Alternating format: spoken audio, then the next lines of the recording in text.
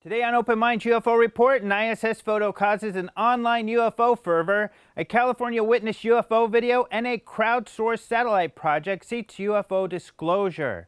Your Open Minds UFO Report starts now.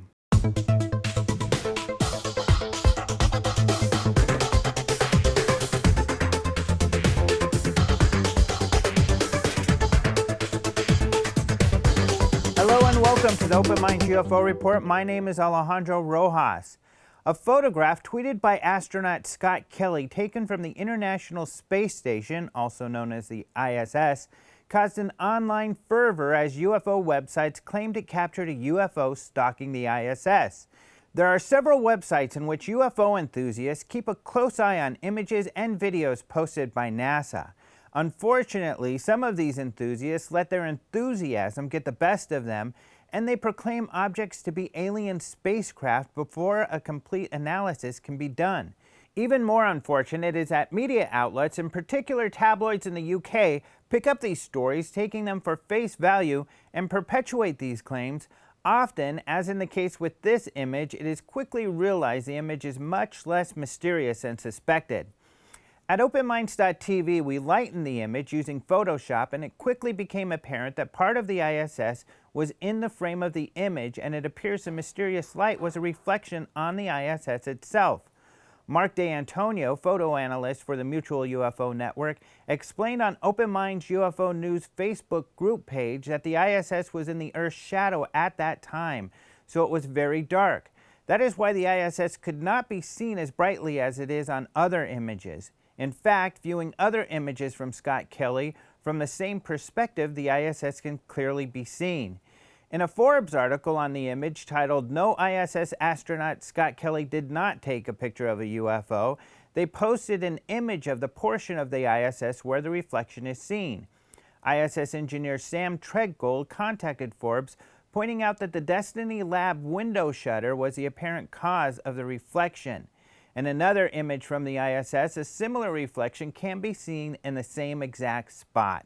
A California witness in Dunnigan reported watching and videotaping a saucer-shaped UFO first seen about 40 feet off the ground that rose into the sky and moved away, according to testimony in a report submitted to the Mutual UFO Network, also known as MUFON.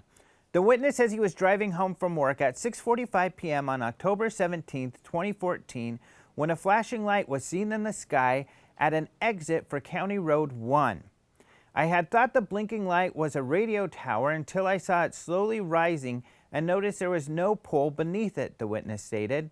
The witness pulled off to the side of the road and began filming the object with an iPhone 4.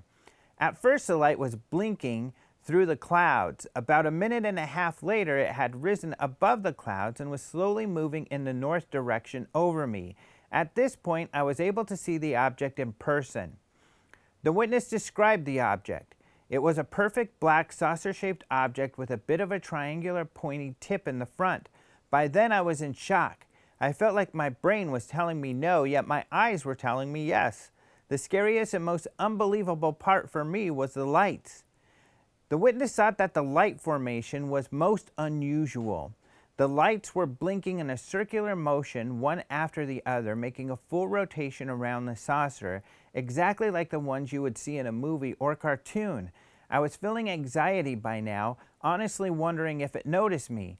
The whole movement of the saucer was simple.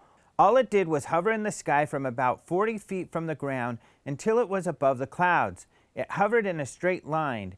It's hard to describe how far away it was from me, maybe about a football field away. The witness was able to describe the details of the object. I was able to see the chiseling detail of the ship, and the lights were picture-perfect clear. There was no blur. After about 2 minutes, it was slowly gliding, flying, hovering over my car, close enough so I could see the bottom of the ship. I then turned off my camera and drove home. The witness says he now wished he would have stayed longer to see what happened to the object. He is certain it was not a helicopter or airplane and says the lights around the object were perfectly clear in person. He regrets he was not able to get a better video of the object. However, he says the phone was not able to zoom in on the object. He says, "It was a beautiful thing to see, yet way too shocking and too futuristic for me to comprehend it correctly." After investigation, California MUFON Chief Investigator Mark CubeSat closed the case as an unknown. A group of techies has started an Indiegogo crowdsourcing campaign to fund a fleet of tiny satellites to search for UFOs in orbit. The campaign is called CubeSat for Disclosure Low Earth Orbit Satellite and is utilizing off-the-shelf technology to develop a relatively cheap observation platform in space. There are several companies that offer equipment for what are called CubeSats, also referred to as nanosatellites. These are small satellites that offer an affordable way for students, researchers, and private companies to have their own little satellite. The cubes measure 10 centimeters per side. The UFO CubeSat team is planning on purchasing a ready-made CubeSat kit from Pumpkin Incorporated. The kit comes with a cube, an onboard computer, and a way to program the cube. The user can then add more instruments. CubeSat for Disclosure plans to add cameras, a way to communicate and download information from the satellite to the ground, and a scintillation counter. The Indiegogo site says that the scintillation counter enables us to measure the various radiation in our satellite's environment. This is significant as it enables us to detect high-energy particles, radiation, and other phenomenon. They hope to also install radar if possible. They will use 2 cameras with parabolic lenses in order to get a 360-degree view around the satellite. CubeSat for Disclosure's main goal is to hopefully capture verifiable data and images of UFOs. They feel the topic has been ridiculed, but that it is worthy of rigorous scientific study. 2 examples they give as to why UFOs should be taken seriously is that countries are beginning to release highly classified documents proving their government's interest in aliens and UFOs, and that hundreds of highly credible witnesses have come forward with testimony that at least some UFOs are verifiable alien technology. They provide a few links as reference to back up their claims. The website states what our project aims to do is to use a low-orbit satellite controlled by us individuals to study potential objects that emit high-energy radiation. Of course, they may capture more than just UFOs. They continue, maybe we'll get data readings and pictures of solar flare-caused auroras, maybe we'll capture images of some very interesting meteors, and maybe we'll actually capture a verifiable craft. All we can do is try, and by doing this our way, we can open source the data to you, the individuals. Donations begin at $50, at which level you get a t-shirt. However, the highest level, $10,000, will get you your very own UFO hunting CubeSat to control. They are also planning a meet and greet with UFO researchers. Go check out their Indiegogo page and see what you think. You can search for CubeSat for Disclosure at Indiegogo.com. That's your Open Minds UFO Report for today. You can find these stories and more at OpenMinds.tv. We post fresh UFO news daily. You can also follow us on Twitter at OpenMindsTV, and you can find us on Facebook. You may have noticed this cool OpenMinds.tv t-shirt I'm wearing. You can get this t-shirt and others like it at our OpenMinds.tv online store.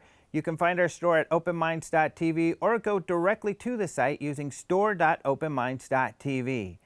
Don't forget to register for the International UFO Congress, the Guinness World Record holding largest UFO convention. Early registration is open, so you can get a discount by registering now at ufocongress.com. We now have most of the speakers posted, so go take a look at the spectacular lineup. Let us know if you enjoyed today's episode by liking the episode on YouTube and leaving us your comments in the section below. You can also download our podcast, Open Minds UFO Radio, on iTunes or at openminds.tv/radio. Thanks again for joining us today for OpenMinds.tv. I'm Alejandro Rojas.